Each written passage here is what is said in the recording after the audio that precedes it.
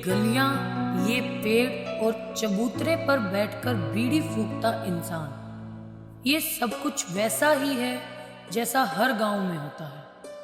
मिट्टी में दंगल करते बच्चे, गोबर से सनी सड़कें, ये सब भी वैसा ही है जैसा हर गांव में होता है। लेकिन ये कोई सामान्य गांव नहीं है, यहाँ बहुत कुछ अलग है, अनोखा है और ऐतिहासिक भी है। इस गांव की मिट्टी में महाभारत के युद्ध से भी पहले की यादों की खुशबू है। आज भी यहाँ बहुत कुछ ऐसा है जो शास्त्रों के पन्नों में दर्ज है। ये वही गांव है जिसे खुद भगवान श्री कृष्ण ने वरदान से नवाजा है। हम बात कर रहे हैं रोहतक के बगल में बसे गांव समचाणा की।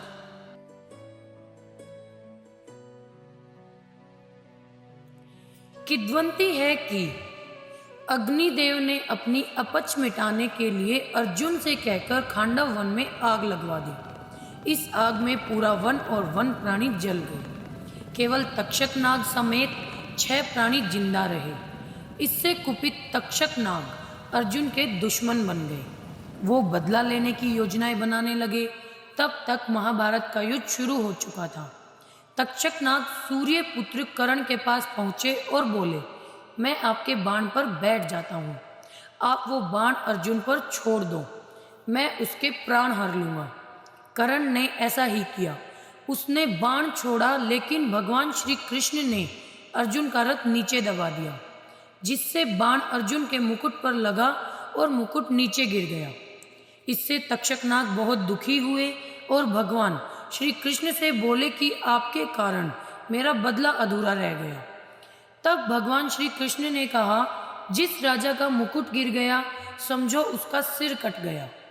तब भगवान ने तक्षक नाग को कहा कि बदले की भावना को छोड़ दो।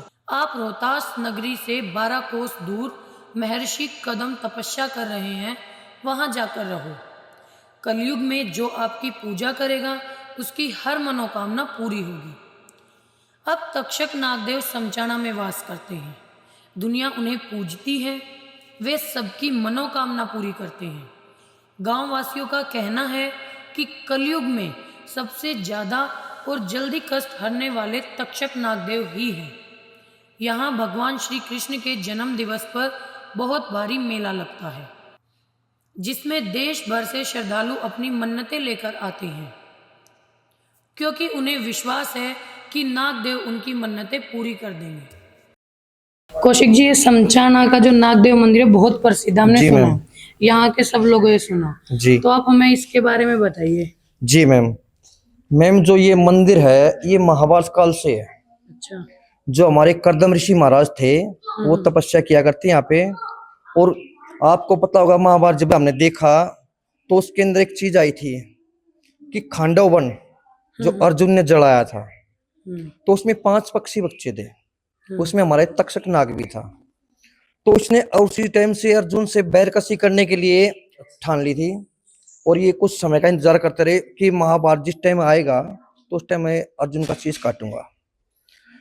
तो जैसे महाभारत का युग शुरू हुआ और महाभारत कौरव पांडव में महाभारत हुआ, तो अर्जुन और कर्ण दोनों आमने सामने आ गए और कृष्ण भगवान अर्जुन के सारथी थे।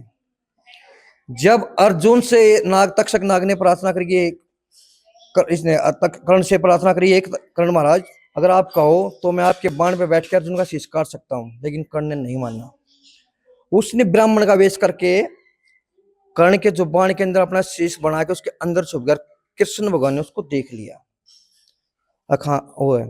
तो जैसे कर्ण ने बाण छोड़ा और अर्जुन की तरफ गया तो कृष्ण भगवान ने तीनों लोगों का बार उस रथ पे डाल दिया और वो नीचे दब गया और अर्जुन का मुकुट नीचे गिर गया।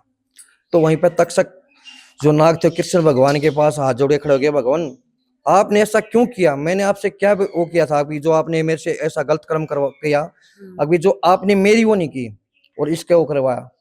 तो कहा, हे तक्षक आप एक चीज बताओ, जिस भी राजा का मुकुट सिर से नीचे गिर जाता है तो उसका मुकुट सिरकटी माना जाता है। तो ठीक है महाराज, अब मेरे लिए क्या आज्ञा है? तो आप ऐसा करो कि कलयुग के अंदर एक समय ऐसा आएगा कि रोहतासगढ़ गांव है हरियाणा में, और वहां पे 12 कोस दूर पे समचाना गांव है जहाँ पे कर्दम ऋषि महाराज तपस्या कर रहे हैं। तो वहां पे आपकी कलयुग में पूजा होगी, और समचाना गांव में जन जन दूर तक के आदमी आएंगे और आपको पूजेंगे। तो प्राचीन मंदिर ये है वो। उसी टाइम से महाभारत काल से नागदेव मंदिर प्रसिद्ध हमारा, यही मंदिर वो है। आप तालाब का कुछ बता रहे थे। जी मैम।